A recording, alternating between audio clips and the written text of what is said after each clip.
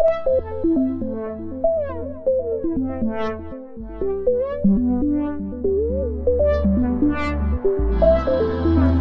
hello, hello. Welcome back to the Tonic and Chord podcast. This week, in this episode at least, we're going to be discussing the current state of the elections and how the coronavirus has affected the elections, what we think might happen down the line, whether it's, Bernie and Biden, Biden and Trump. We're kind of just going to be discussing, how this pandemic might affect our election cycle.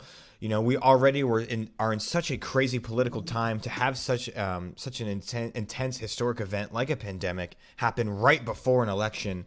Kind of throws a lot of things into the mix and might cause some issues or might be the benefit of some other candidates, and we'll get into that today. So, Alex, my co-host and good friend, how you doing, man? I hope you're staying safe and healthy. And what you been up to, and what's your initial thoughts? What up, Drew? Yeah, I'm doing pretty well. Thanks for asking. Well, stuff's not got better since last time I said it hasn't got better in Spain. So we are still inside. They've kind of intensified the quarantine. So now if you don't do any form of super essential work, you are staying at home. So yeah, I've been trying to pass the time. I've got a workout routine in my room. I've been reading a lot, working part-time more or less, and trying to stay sane. I've been reading some motivational books lately just to kind of keep the hopes up. But yeah, really not much else to say. Just got to wait this out and kind of keep mental sanity. That's been probably the hardest part, is just trying to keep a positive outlook. But, so far so good. Yeah, I mean, I've been doing those like prison workouts where you have to just do like push-ups and sit-ups in a small confined space. Because I want to like go hiking and go fishing and stuff, but LA here in Los Angeles, at first they said, oh, people, you can go to the beach, just be 6 feet away. Well, no one was listening to that, and the hiking trails were like packed because it was the only thing to do.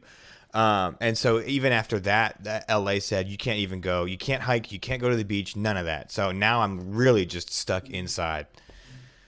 Yeah, that's an unfortunate reality, because I feel like the same thing happened here in Madrid, I don't know, 2.5 weeks ago now, where they said, okay, lockdown, don't go to work, we're closing down non-essential, activity, and everyone just went to this national park near us for the day, and there was just news stories of just, hundreds and hundreds of cars parked, and everyone's like, okay, this is not the point, we need to take this seriously. And right. Yeah, then the death numbers spiraled out of control, so I guess that was good, but no, it's serious. I think not enough people are really understanding the severity of it yet, but that's slowly changing, I think so. I mean, I think people I think worldwide, most people are starting to realize, like, okay, like as now we're, I think it's global cases at like over 800,000 any day now. We're going to break that million mark, and when you break that million mark of cases, I think people start to realize, whoa, this could blow up real quick. So yeah, I mean, it's unfortunate that I can't go outside, but it is necessary.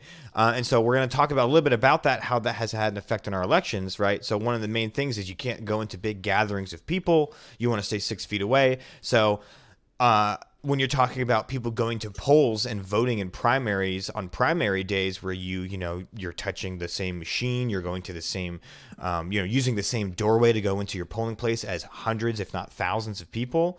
So a lot of states have decided, we want to tackle this by moving our primary to later. A lot of them have moved them to June. And we're looking at, let's see what states, but, we're looking at like New York just moved theirs. Georgia moved theirs to May 19th. Connecticut moved theirs. Delaware, Indiana, Maryland, Ohio, Pennsylvania, Rhode Island, Louisiana. I mean, these are a lot of states that have decided to completely move their primary. And I think it's valid. I think it's for good reason. But what it might do is throw off the momentum and as well as the planning, like the logistical planning of some of the campaigns. If you're no matter what candidate you are, whether you're Biden or Bernie or whatever, you staff up in states, right? There's a lot of temporary workers in politics. I was one in college. I worked on a congressional campaign as basically a temp. And, it's temporary. It's only a few months. And you staff up a lot of temps right before the election, right before your primary in that state.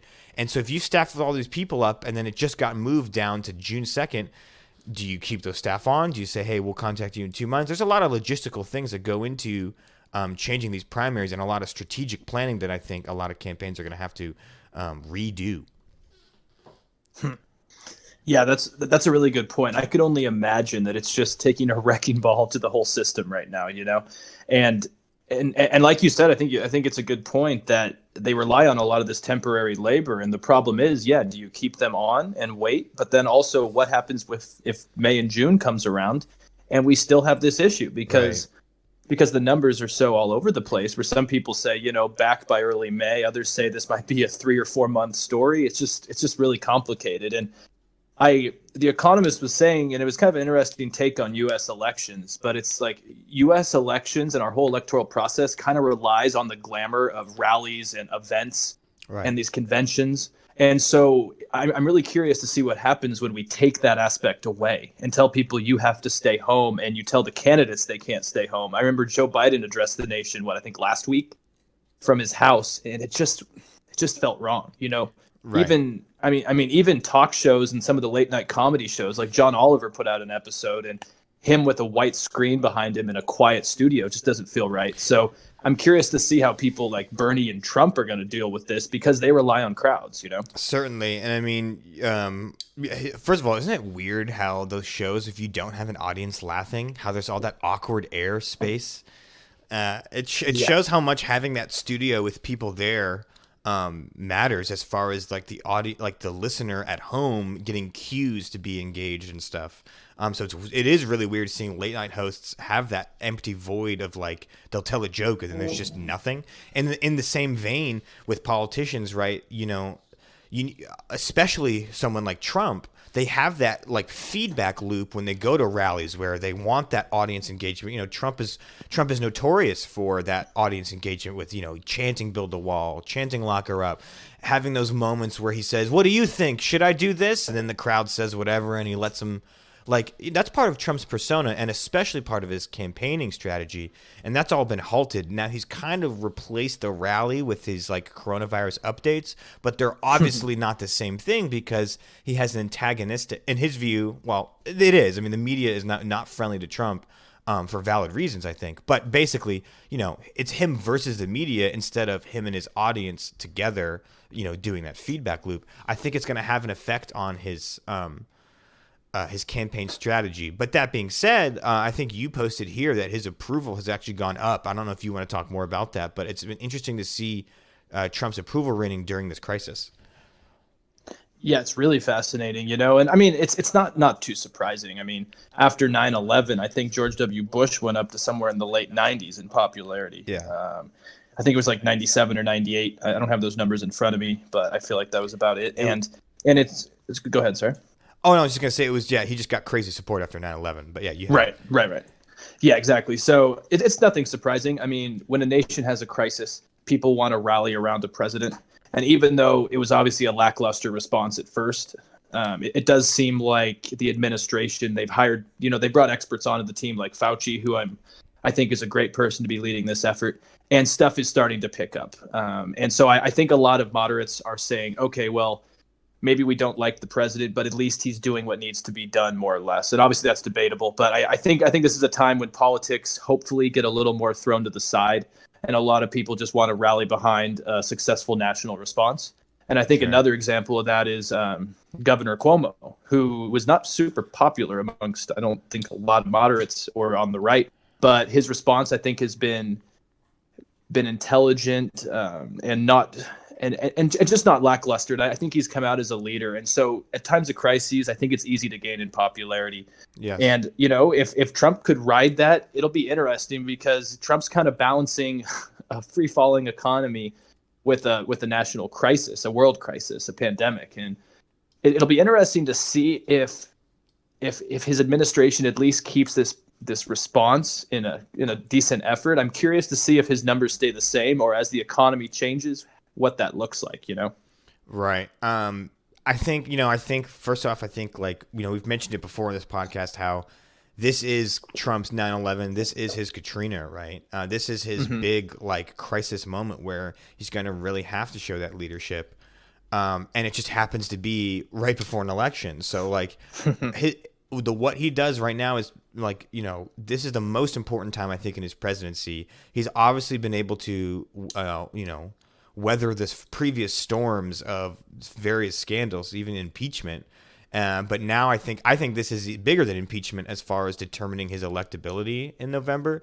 If you're right that his approval rate has gone up and it's at the highest it's been, it's the first time I think it says here that there's more approval than disapproval. You said what? Right. The Washington Post ABC poll released over the weekend had Trump at 49% approval and 47% disapproval. That's still not majority approval, right? So yes, he has more support in the time of a crisis, but it's nowhere near like a Bush during at post 9/11.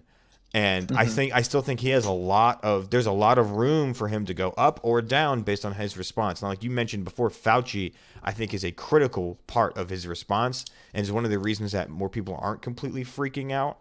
Fauci has been pretty informative, even willing to say, Trump was wrong about this, but he was, he's doing the best of his ability, right? Trying to save face, but he's been informative, and I think Trump really needs to lean in on his experts, because when he just goes off on his tangents like he does at his rallies, but now he's doing it in front of experts in the media, he's confusing people. So I do think that it's critical for him to just stay calm, use his experts, because if he is able to get out of this coronavirus mess relatively well, he has a good chance of being reelected. But if the economy crashes and he gets more and more confusing, and we start seeing 100,000 deaths in the United States, I really do think that legacy will hurt him. His base will still be behind him, but I really think those moderates in the middle are going to be like, you know what, man, like, I lost my grandmother to coronavirus, and I'm going to put some of the blame on you. I'm saying not right now. I'm saying that could happen in the future. No, that's a really good point. And this is, I've seen this all over the globe right now. It's really pressing leadership, and we've seen it. I mean, in Spain, Pedro Sanchez, who is the leader of Spain right now, Right. The right is just destroying him right now. And maybe there's some reason to it, but at the same time, I don't think any world leader was prepared for this. So it's something that it's going to test the infrastructure and the state apparatus everywhere. And, we've seen Boris Johnson try to go the route of, well, let's just let it run through the population. And obviously he got a lot of criticism there, and I think rightfully so. But I don't think anyone's been prepared for this. Worse so in Italy. Unfortunately, the U.S. seems to be following in suit. And I think you're right. I think these next few months are going to be crucial. I do want to get on, back to his popularity and the 2020 election, because it kind of brings up an interesting Atlantic article I was reading yesterday that had a good point about how this pandemic could seriously impact the presidential elections and how they're carried out. Mm-hmm. And obviously in 2016, Russia was a big worry, but they're saying now it might be domestic issues that could actually help Trump get another term. And basically the issue is that if Trump is right about 49%, now going into October, this is all hypothetical, but today Republicans control 30 state legislatures and Democrats only 19. And so the 12th Amendment of the Constitution, the Constitution empowers the House of Representatives to decide who will be president. And so say if Trump still remains about 50%, a little bit less, and neither Biden or Bernie have enough of a strong majority against him, it could come up to the House. And obviously the House is controlled by Democrats, but the outcome wouldn't be that simple, because the House would have to choose the president by voting as states, not as individual members. And so the problem is, if you have 30 state legislatures controlled by Republicans, it would be pretty generous to say that Trump could eventually get put back into office. And so instead of 435 individual votes in the House, it would just be 50 state votes. And I think that's something that could be very serious, And so this is if no candidate wins the majority of electors, right? Yes. This would happen if, say, you had both of them with a little bit under a majority, which obviously we can get into some of the stuff you also shared, which may say that's not going to happen. But this is just a hypothetical that does say, and now especially at it where if we go to mail voting, for example, say this pandemic continues at the speed it's at and doesn't get better by the fall, which I do hope it would, or at least it'll be slowed down. There's the fact that a lot of people stay home, and that could easily suppress voter turnout, especially on the left. And so you have that culmination of events, and it could be extremely difficult to see Trump not getting reelected. And obviously there's also talks about, I think a lot of people more reactionary on the left are worried that, maybe Trump will just postpone it or cancel it. that would be extremely difficult as well. It's never actually been done. Yeah. And even a Supreme Court decision in 1866, which was Ex parte Milligan, determined that martial law does not suspend the Constitution. And like an interesting point is that even during a time of crisis, you still have to have elections. Right. So it looks like there's going to be an election no matter what.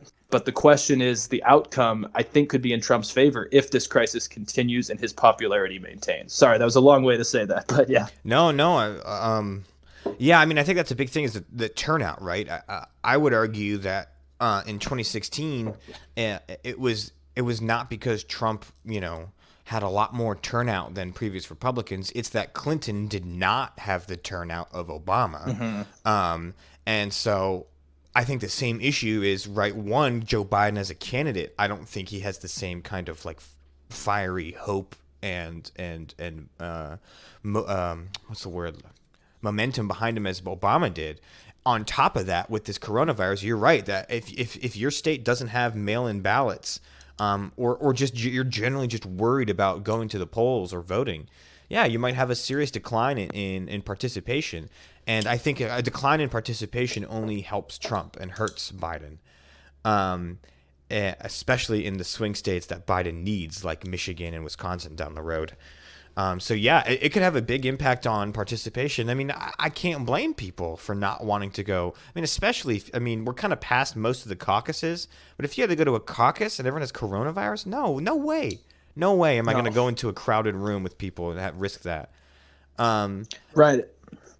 And so I do think one of the solutions to maintain some stability in our elections is that as many states as possible should go to all mail-in ballot or offer mail-in ballots. California, in my state, California, we have mail-in ballots, and it is great to be able to get my ballot weeks in advance, look over the different issues and candidates, do my own research, and then decide in the comfort of my own home.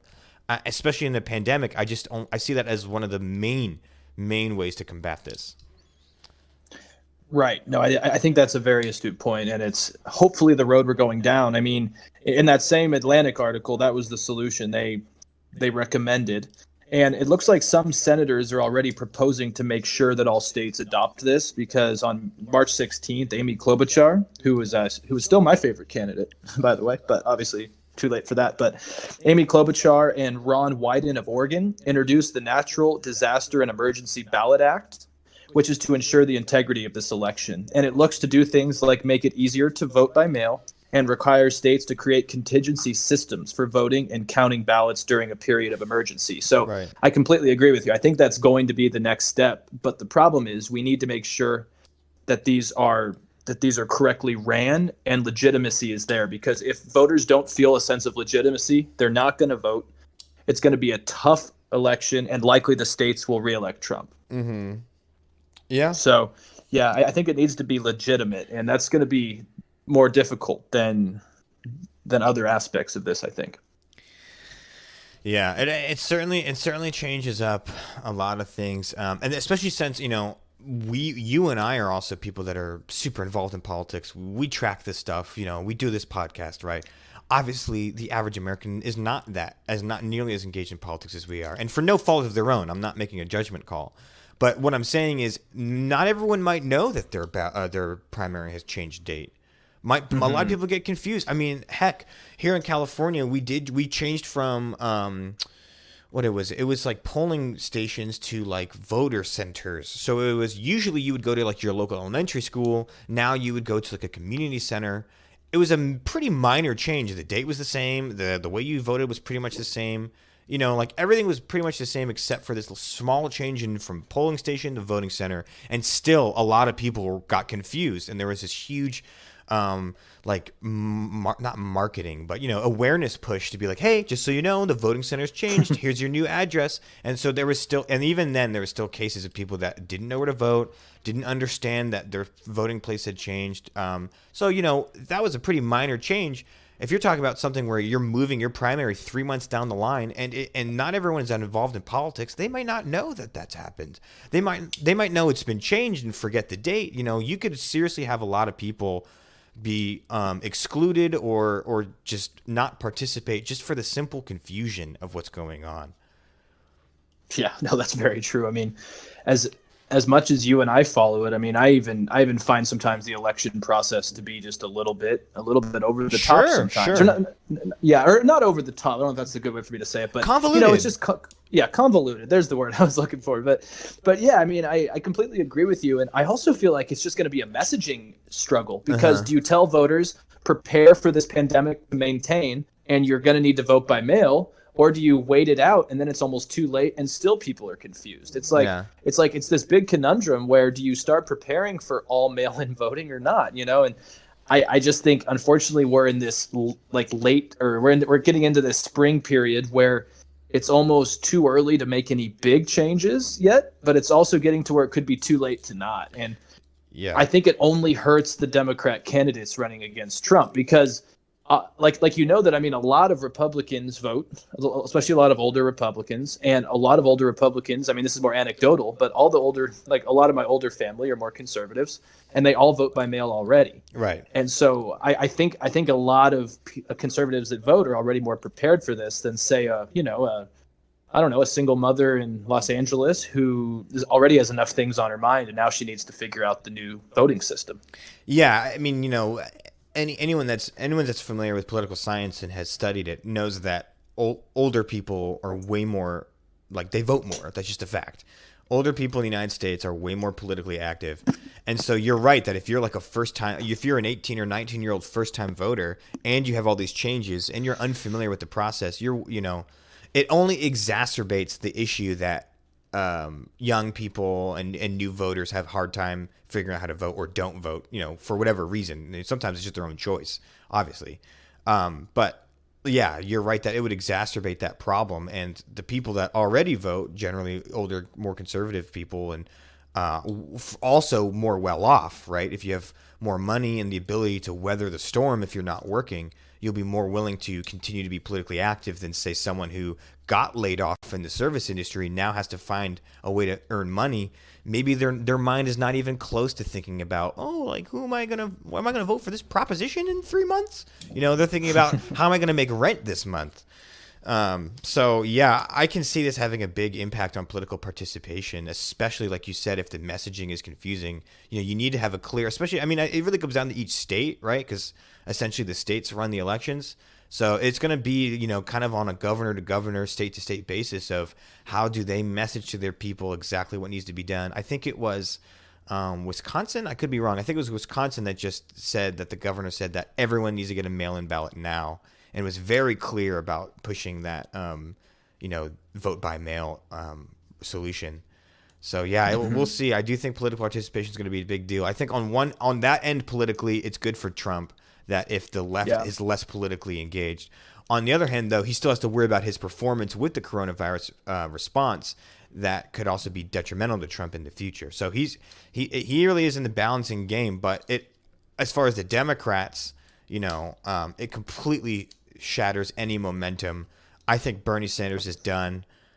He's not done though. I mean, he said he's applied, he signed a thing that applied to him for a primary in June, right? And so at least that's a sign that he wants to stay in till the summer.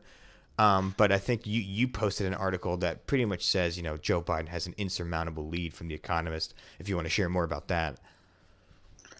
Well, it's true. I mean, I do think Joe Biden's coalition is growing by the day. But now, for the defense of Bernie Sanders, that Economist article does have an interesting point that the Biden-friendly states, the ones that we already know that have pushed back their elections, like Georgia and Louisiana, those are fine, right? We know Biden's going to get those. But there's also Alaska, Hawaii, and Wyoming, who at least the economists and their YouGov polls think that Mr. Sanders could actually end up winning in some of those. So I'm actually concerned that Bernie might be done, but I don't know if he's done enough, if that makes sense, where I think he is going to hurt Biden more. Oh, yeah. More so by staying into this. And I mean, I'm also curious to see how Biden does with this, because he has pretty much disappeared from all discussion since this has happened. Obviously, he's been a little more vocal the last week. But it is true, at least from my more liberal friends and what I'm seeing on social media, that a lot of progressives are kind of saying, well, we told you so. Bernie's called that we need to change our system for years. And I could almost see Bernie maybe getting a little bit of a A boost. a little bit of a rebirth, a little, yeah, kind of a phoenix, maybe not a phoenix totally rising from the ashes, but I could see this helping him a little bit and hurting Biden, because Biden's always just been the safe choice. He's been kind of a unifier, but I don't think there's a lot of faith in him and a lot of voters. No. He just has lost a step. More and more things are coming out about him, and I almost feel like this could just become a quagmire, a Democratic quagmire that again could help Trump, given that he keeps obviously the performance up. But it's going to be interesting for sure. And I don't know. I mean, I've seen a lot of people also saying, "Oh, Trump's just going to cancel the election and blah blah blah." But no, I wouldn't worry about that. I'm more worried about what happens inside of the Democrat Party. Yeah, I'm not at the point where I'm worried about Trump canceling the election. I don't think we're even near that. Like, I don't think that's a real discussion that's even being had outside of. It's also, I don't think it's really possible either. Yeah, I also think that I think that it would cause. I think that would cause chaos. I'm not there yet. I do think that you're right, though, that Biden's been kind of hidden for a little bit, and Bernie might feel a little bit validated because he's like, hey, I've been talking about the problems with our healthcare system, and now we're seeing it being pushed to the absolute limits, with shortages and limited hospital beds, right? All the things that you've been hearing on the news. I'm sure Bernie's being like, yeah, this is what I've been saying for a while, that like our healthcare system is flawed and we're not prepared for things like this, and we need to do better and people shouldn't have to pay for their blah, blah, blah. So yeah, I'm sure he feels validated right now. I still don't think he has a chance to get the delegates to win, but I think just like in 2016, he's going to stick around to push his progressive agenda. And I think now more than ever, Biden is vulnerable and up for criticism. Recently, I won't get into it this time. It's not the topic of this debate, or topic of this discussion, but I will be covering this in a catch-up episode later this week, that there is a sexual assault allegation that's come out against Biden that is, threatening his credibility within the Democratic Party. And I think Biden's weaker than ever, and Bernie can seize on that. As far as the numbers go, I still don't think he can pull it out. But I do think that he will be constantly pushing his progressive agenda, and the evidence with that is, again, he's been signing.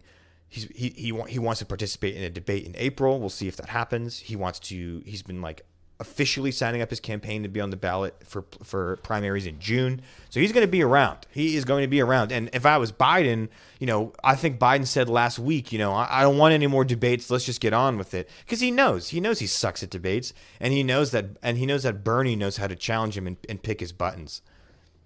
Mm-hmm. Yeah, no, I mean, I think all that is correct. And I mean, let's be honest, how many people are going to watch a debate right now? True. I wouldn't imagine. I mean, I get it, but you're right. Just like Trump, Bernie needs crowds. He needs the energy. Just like a comedian, like we were talking about earlier, relies on the crowd to keep that environment. I think certain politicians need that. And absolutely. So yeah, it'll be interesting. But I also do think that, I mean, like I've said before, I think the Republicans are good about falling in order and falling in line when it comes to supporting their candidate. Again, Democrats are not. Right. And the problem is Bernie's going to stick around. His voters are going to hate Joe Biden. Yep. They're not going to vote. And then we're going to get into a quagmire that I hope doesn't turn out with the Supreme Court getting involved. But you never know. And I wanted to shift just a tiny bit over to kind of the fact that I do think, though, the United States needs to act soon on getting this whole process of what's going to happen in November going, because I do think that we need to make sure, at least if this situation continues, that people don't go out and vote, because foreign policy brings up some kind of warning cautionary tales about other countries. And they actually think that Iran, the reason why their cases got so bad so quickly was because of elections. Because in early February, there were only 2 deaths announced, but they had national elections on the 21st. Right. And they think it was the political decision that led to this outbreak in Iran, because everyone was just out voting, and it spread. And obviously they have quite a large amount of case, and 10% of their parliament is infected. Right. And then France, the same. They continued their elections in mid-March, and people decided to go out and hang out in the gardens after they voted and go to cafes. And so Macron eventually had to postpone the elections, because obviously that's not good. And so I think, at least on more of a general scope, I think the governments, the state and local governments, need to start planning for something new.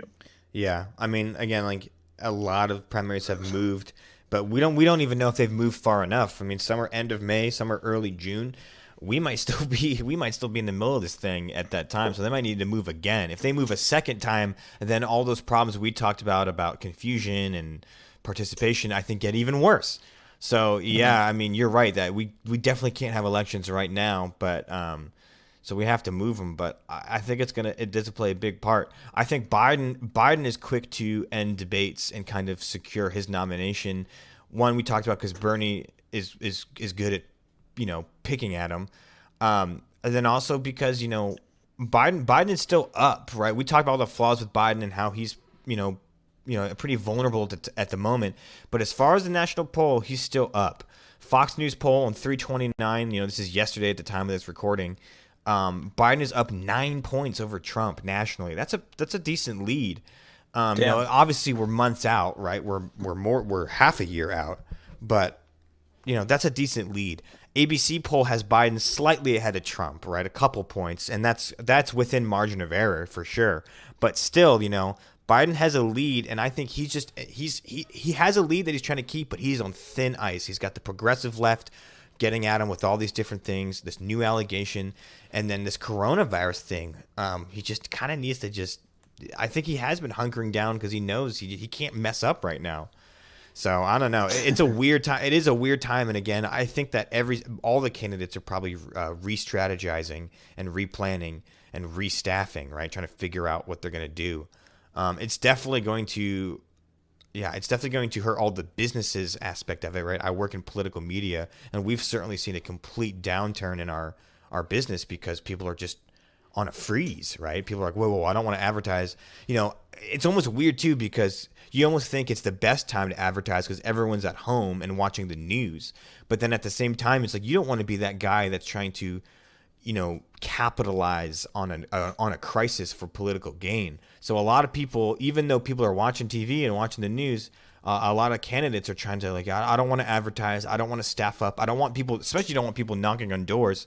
So everyone's campaign's on halt. It's definitely unprecedented for sure. I mean, Absolutely.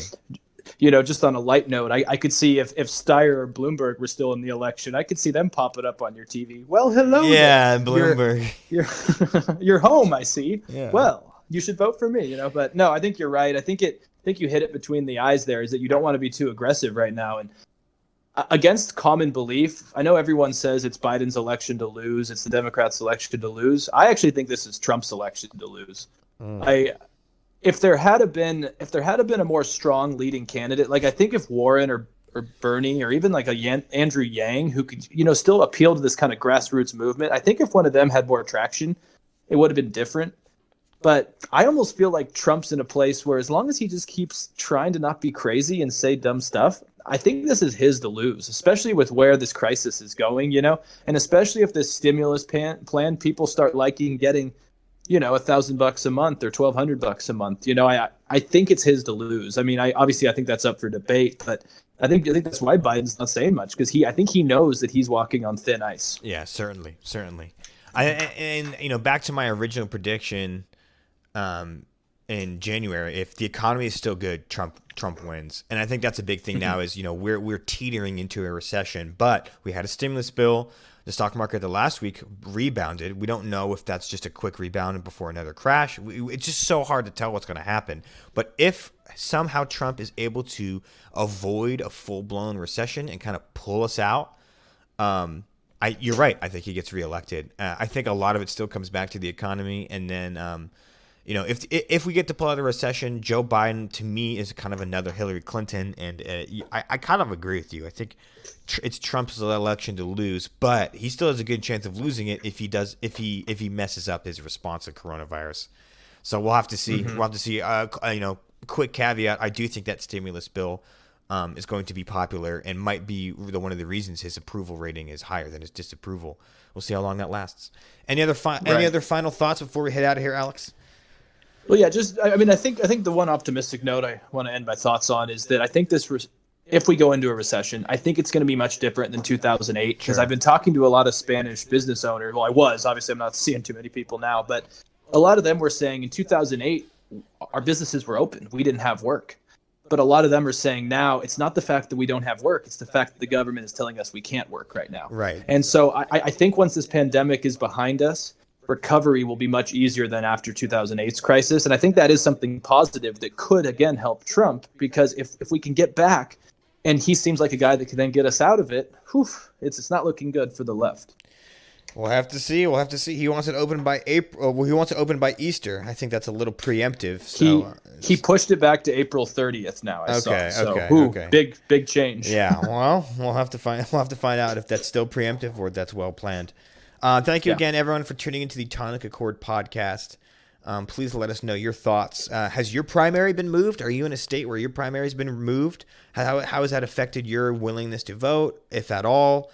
Let us know any of your thoughts below. If you're one of our international listeners looking in from the outside, has it affected the politics in your country at all? We'd love to hear any of those thoughts. And again, find us on a whole plethora of podcast sites, Apple Podcasts, Podbean. There's a couple more, I think, Audio Listen or something.